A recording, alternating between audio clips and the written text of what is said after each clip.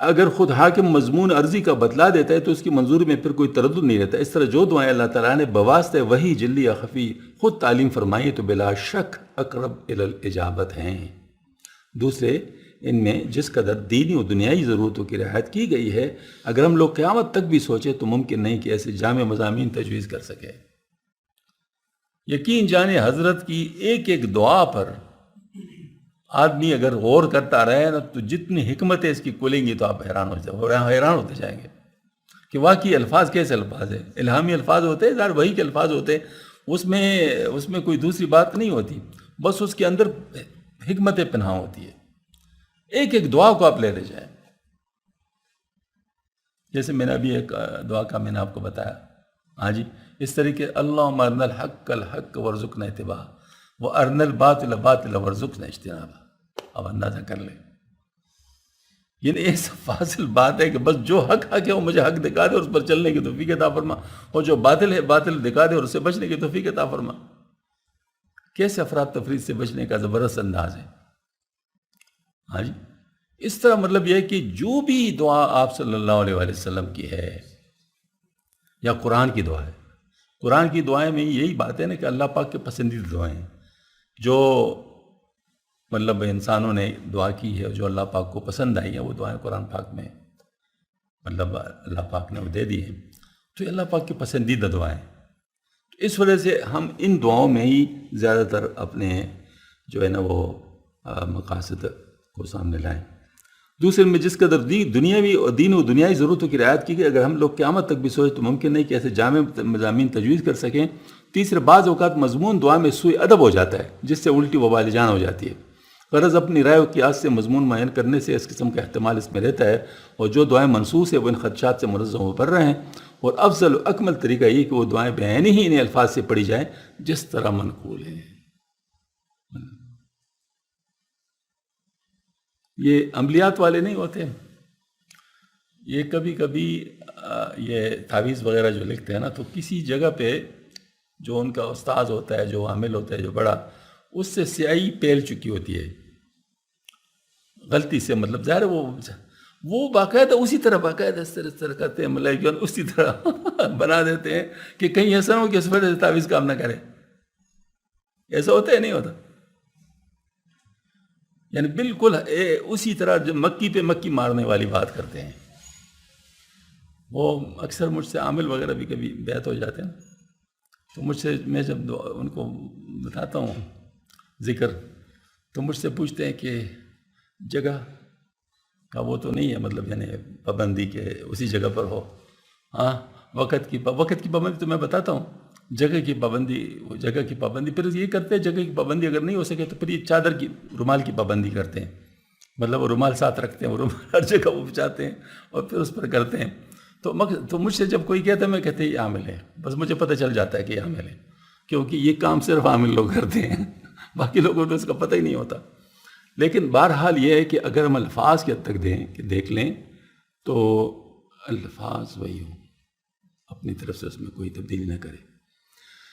غرض اچھا، ہمارے حضرت والا رحمۃ اللہ علیہ اپنے شیخ عالی مقام حضرت تانوی رحمۃ اللہ علیہ کے اس مرتب کردہ مجموعہ ادعیہ و مناجات مقبول کو بہت پسند فرماتے تھے، اور طالبین کو تلاوت کے بعد اس کے پڑھنے کی بے ہم تلقین فرماتے تھے. چنانچہ مختلف طالبین کو مکتوبات میں اس قسم کی عبارات ارقام فرمائیے، تلاوت کرے اور مناجات مقبول کا ایک حزب روزانہ پڑھیں. مناجات مقبول کی ایک منزل پڑھ لینا مناسب ہے، بالکل اسی طرح یعنی جیسی کتابیں میں ہی پڑھے، ساتھ ہی ساتھ ترجمہ بھی پڑھ لیں. قرآن پاک کی تلاوت کے بعد مناجات مقبول روزانہ پڑھے. دن میں کسی وقت ہو تو قرآن پاک کی تلاوت اور دعا مناجات مقبول پڑھ لیا کرے. بہت مبارک، مناجات مقبول پڑھتے رہیں. معمولات نماز تلاوت اور دعا مناجات مقبول میں سستی نہ کرے. حضرت سید قدسرو دعا کے آداب، الہا و زاری، تضرع اور ابتحال، خضوع کی رعایت اور اجابت کے یقین کے ساتھ دعا مانگنے کی تاکید فرماتے تھے. ایک طالب کو لکھتے ہیں، کوئی ایک مسلمان بھائی کی دعا دوسرے مسلمان بھائی کے حق میں مستجاب ہے، مگر مناسب یہ ہے کہ ضرورت مند خود پورے خضوع سے درگاہ الہی متوجہ ہو کر دعا مانگے. ہو سکے تو تہجد کے بعد دعا مانگی جائے. آپ ملازمت کے امتحان کے لیے جو دعا کرنا چاہتے ہیں، اس کے متعلق دل میں نیت کیجئے کہ طلب رزق کا جو حکم اللہ تعالیٰ نے دیا ہے اس کی تعمیل میں کوشش کر رہا ہوں، انشاءاللہ تعالیٰ دعا کامیاب ہوگی. اکثر بہت سارے آزار آج کل مختلف پریشانیاں تو ہیں لوگوں کو، تو آتے ہیں لوگ، تو میں اکثر ان سے عرض کرتا رہتا ہوں کہ بھائی تہجد کے وقت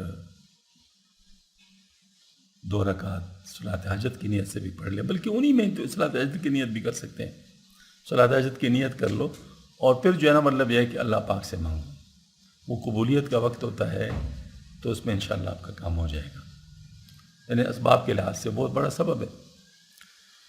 تو جب میں ان کو یہ کہتا ہوں نا تو یقین جانیے میرا تجربہ ہے، میں جب ان کے چہرے پہ نظر ڈالتا ہوں نا تو مجھے ایسا لگتا ہے جیسے وہ سمجھتا ہے کہ میں نے ان کو ٹال دیا ہے، جو چیز میرے پاس تھی میں ان کو دے سکتا تھا میں نے دیا نہیں، میں نے ویسے اس کو ٹرخا دیا، بالکل اس قسم کی فیلنگ ہوتی ہے۔ کیوں؟ کیونکہ اس چیز کو کچھ سمجھتے نہیں ہیں، وہ سمجھتے ہیں شاید یہ کون سی چیزوں میں دے دی، حالانکہ یقین جانیے سب سے اہم چیز ہے یہ، اگر تعویذ پر آپ کا یہ یقین آ جائے کہ جو یہ تعویذ جس کے لیے وہ یقینی طور پر ہو جائے گا، تو یقین کیسے ہے مفتی صاحب؟ کیا اللہ پاک مجبور ہوگا؟ اور یہ عاملین کس طرح دڑلے سے کہتے ہیں محبوب آپ کے قدموں میں انا للہ و انا راجعون، تم کیا خدا بنے ہو؟ کیسے محبوب تیرے قدم میں؟ کیسے ہو سکتا ہے؟ یہ تو اللہ پاک جب چاہے گا تو ہوگا۔ تو یہ عاملین نے لوگوں کو یہ خراب کیا ہوا ہے، ان لوگوں نے مطلب یہ کہ ان کو اس قسم کی چیزیں بتائی ہوئی ہیں، اور پھر باقی چیزیں ان کو پیکی نظر آتی ہیں، جہاں دعوے نہیں ہوتے نا، جہاں حقیقت بیان کی جاتی ہے وہ چیزیں ان کو پیکی نظر آتی ہیں، جہاں بڑے بڑے دعوے ہوتے ہیں بے شک سارے دڑام سے گر جائیں پھر بعد میں، لیکن لوگ جو ہے نا وہ سمجھتے ہیں کہ یہ زبردست چیز ہے۔ تو اصل چیز جو ہے نا وہ یہ ہے جو آپ کو اللہ پاک کے قریب کر دے، آپ کی دنیا کے مسائل بھی حل ہوں، لیکن بنیاد تو اللہ تعالیٰ کے قریب ہونا ہے نا، اصل چیز تو وہی ہے۔ تو تہجد کی نماز میں یہ مقصد بھی پورا ہوتا ہے، یہ مقصد بھی پورا، دونوں چیزیں پوری ہوتی ہیں۔ تو جب ہم یہ بتاتے ہیں تو لوگوں کو یہ سمجھ نہیں آتا۔ میں ان سے عرض کرتا ہوں بھائی کہ میں تعویذ کے خلاف نہیں ہوں، تعویذ بھی ہے، ثابت بھی ہے، کوئی ایسی بات نہیں، لیکن اس کے ثبوت کے بارے میں اگر میں علماء کرام سے پوچھوں تو کتنے قرآن کی آیت و احادیث شریفہ ہیں تعویذ کے بارے میں؟ دور دراز طریقے سے کوئی اس کو ثابت کرے گا نا، ڈائریکٹ طریقے سے کوئی نہیں ثابت کر سکتا، بس وہ جس کو کہتا نا وہ اگر یہ اس کا مطلب، اس کا یہ مطلب، اس کا یہ مطلب، اس کا یہ مطلب، تو اس وجہ سے ایسا ہے، ایسے ہوتا ہے نا۔ لیکن دعا کے بارے میں، صلاۃ حاجت کے بارے میں، تہجد کے بارے میں بالکل واضح ہے، قرآن میں بھی ہے، حدیث میں بھی ہے، بزرگوں کے اقوال میں بھی ہے، صحابہ کرام کا طریقہ بھی ہے، ساری چیزوں سے وہ ثابت ہے۔ اب جو ساری چیزوں سے ثابت ہے اس کو تو ہم دیکھتے نہیں ہیں، اور جو دور دراز طریقوں سے ثابت ہے ٹھیک ہے، مطلب ہم ان کو ناجائز نہیں کہتے، لیکن جو اس کی جگہ ہے اسی پہ رکو نا۔